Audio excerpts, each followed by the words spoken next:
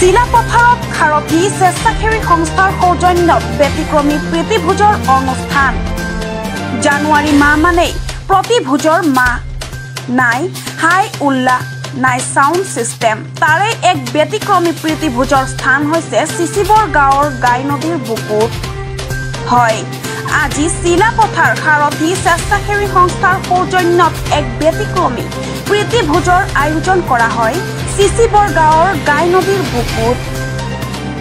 সম্পূৰ্ণ ব্যতিক্ৰমীৰে চিলাপথাৰৰ বিশিষ্ট কবি ভুৱন দাসৰ সভাপতিত্বত অন্তৰংগ আলাপ অনুষ্ঠান কৰা হয়।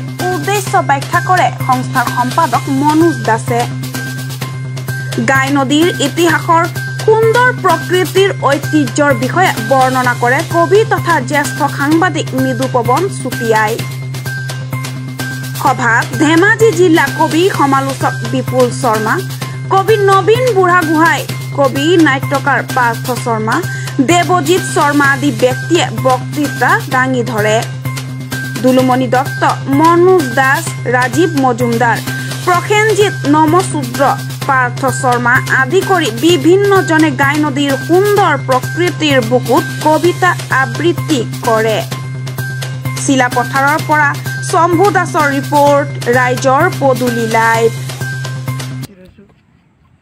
সাধাৰণতে জলৈ বনভোজ দলবিলাক নাহে।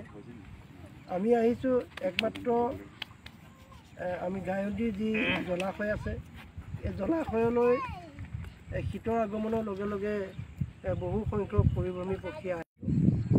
তোমাৰ দীঘল চুলিখিনিক ভাল কিবা এটা নাম দিবলৈ গৈ বিচাৰি নাপালোঁ মই একো এটি আপত্তিহীন নাম। মই বুজিলোঁ তোমাৰ নাম আনতকৈ বেলেগ ধৰণেৰে উচ্চাৰণ কৰে। তুমি জানিবা যে তেওঁলোকৰ মুখত তোমাৰ নাম সুৰক্ষিত। এই বাক্যটো মই একাধিক এনেকুৱা ৰচনাত মই ব্যৱহাৰ